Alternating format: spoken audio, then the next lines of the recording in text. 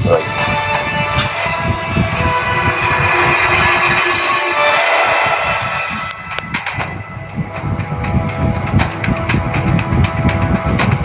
Alan, maraming salamat muli sa pagkakataong ito. To God's grace, Kuya Boy, I'm always grateful for the opportunity. And usually, pagka-confusing times, it also helps me sa personal clarity ko yung kung anong kailangan gawin, anong dapat gawin, kailan dapat magsalita, kailan dapat makinig. And definitely, it's become a very confusing world. Correct. At ngayong gabi sa ating pag-uusap ay may naisip kaming mga ilang words, ika nga, na napaka mahalagang pag-usapan dahil sa kaganapan sa ating bayan, sa mundo, at sa ating mga kababayan. At doon nga, umpisahan natin doon sa word na yun, confusion. Napaka-confusing ng mga pangyayari ngayon. Ano ang nais mong sabihin pag naririnig mo ang salitang confusion? Well, Kuya Boy, I don't think there's any human being that has ever experienced not being confused. When there's national issues, especially when it's tragedies or catastrophes or mga calamities na sobrang sakit, and on one sense, you're taught to righteous anger. On the other sense, you're taught not to hate, di ba? But to love. Yung confusion is there, di ba? So I take solace from the point na God created us with a purpose, for a purpose, but meron talagang lying spirit, di ba? So kumbaga, while we're talking here and saying no matter how bad the times get, di ba? May answer yan, may solution yan. We should use the confusion to bring people together. That's the other side of confusion. May nagsasabi naman na kinakailangan ng imbalance, kailangan ng confusion for us to move towards a certain balance, to move towards clarity. Pero ang nais ko sanang tumbukin, Alan, ay sa mga panahon ngayon na may giyera sa Iran, nag-aaway ang Santo Papa at saka si Trump, impeachment sa Kongreso natin, ang pinag-uusapan laban sa ating Vice President, 2028 elections, ang pinagdaanan at hindi at ang patuloy na pinag-uusapan at iniimbestigahan na korupsyon sa flood control. Bilang taong bayan, yun nga, yung sense of confusion, yung ano ba ang aking paniniwalaan, paano ba ako kikilos, paano ko ba haharapin ang buhay ko sa lahat ng ito.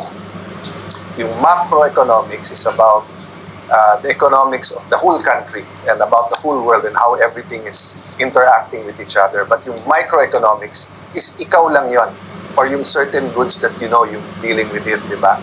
Sa micro level, hindi parating problema yung confusion kasi somehow by yourself, with your community, with people you love, nakakahanap ka ng clarity or ng daan, di ba?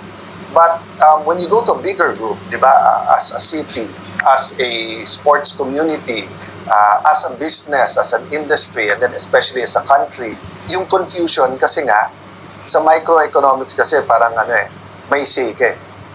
Ngayon parang, yeah, we have leaders, we trust some, we don't trust many, we have government, we can rely on them sometimes but not always. That sense of helplessness and that sense of yung masyadong tentative, yung parang today magbibigay ng ayuda,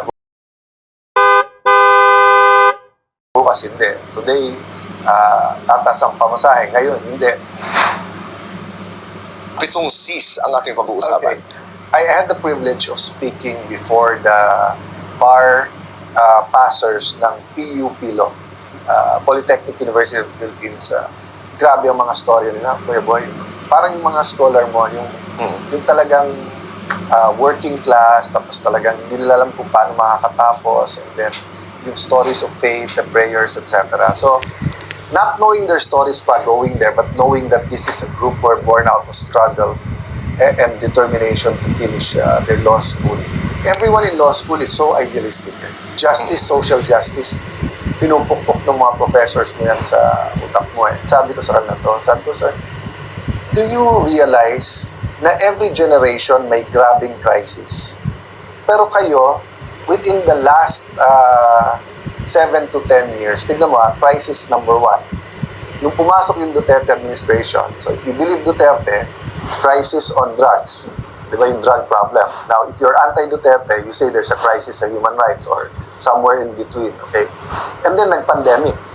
Diba? And first pandemic sa generation natin to, yung lockdown, uncertainty, hindi mo alam kailan dadating yung vaccine.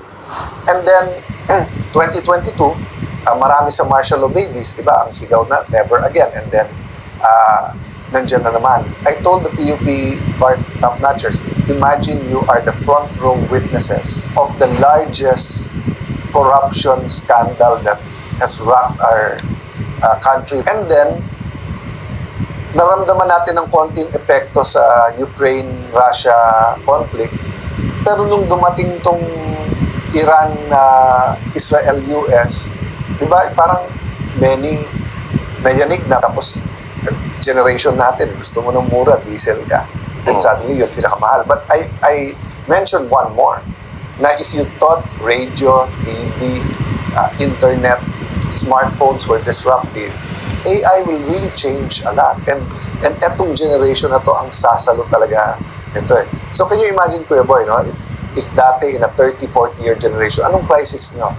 Martial law, EDSA 1, corruption crisis, oil shock of the 80s, Asian financial crisis, di ba, the late 90s or 2008. But eto, in less than 10 years, isipin mo yung confusion, pressure, yung expectation, yung molding, yung grupo na to. But, I left them with something I was comforted with, and I hope I comforted them. Na in my studies of a biblical truth, the more struggles na pinagdaanan nyo, the more trial, the more crisis, it's better training for future leaders. The best leaders of the Bible are people who went to the worst crisis. In a state of confusion, karapatan ba ng taong bayan mag-demand ng clarity mula sa mga leaders ng bansa? I remember my last day as Secretary of Foreign Affairs.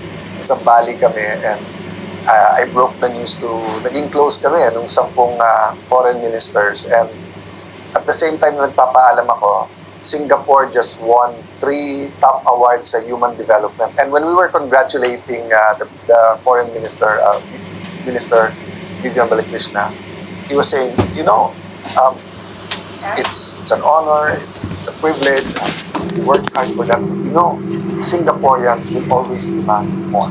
And it is what it is. So he wasn't saying it's negative or positive. He said they brought up their democracy to be intelligent, to be communicated, to be clear. They taught their people to be activists, but that's the problem now. No matter what award, the question is what's next. So to answer your question, many of us says, sana Singapore, I think whether or not there's a crisis, whether or not there's confusion, people should always demand. The nature of leadership and democratic leadership, I've been studying the crisis situations. And sabi nga nila, diba, yung Chinese character for crisis is also a character for opportunity. Okay. So I was listening to this pastor, Dr. Miles Monroe, at sabi nga niya, leaders always see opportunity.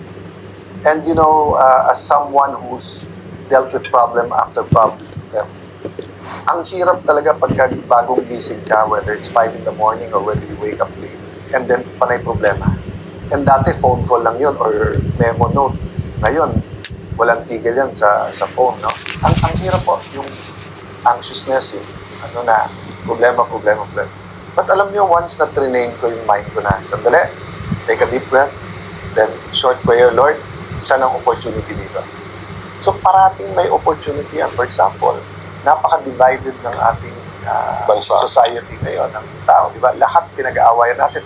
Many things dapat pag-awayan, but not to a level na watak-watak at pinipinturanan natin ng kulay ang bawat isa. No? So crisis should bring people together. That's one opportunity. Or number 2, we need major reforms. To name one, di ba? nabulaga tayo sa flood control dun sa aspeto lalo na nung laki at saka yung ghost. Kasi no one believed that during this time pwede ka magkaroon ng ghost project. But hindi tayo stranger sa sa corruption, di ba? Anong problema? You know, we didn't take advantage in past corruption issues to go to the root of the problem. Na magkaisa na, hindi, maulit lang itong maulit. I was listening to this other preacher, Tim Keller, and he was saying na yung isang reflection niya, we hate the consequences of sin, but not the sin. So sometimes we hate how we feel about the consequences, but we don't hate what we did. So pagka ganun, hindi ka magbabago. Sakit ng consequence ng mali natin ginawa. Ang problema ay, So balik tayo ng balik dun sa... who takes the lead in seizing that opportunity? Well, Kuya Boy, sad to say, kaya nga tawag nila leaders. When you're leaders, you should lead. If you're following, you're not a leader. So while it's true that the opinion of the public matters, that's when there's no right or wrong. So you look at the public opinion, but when it's clear to you what is right, then you have to have the courage, but you also have to have the political skill.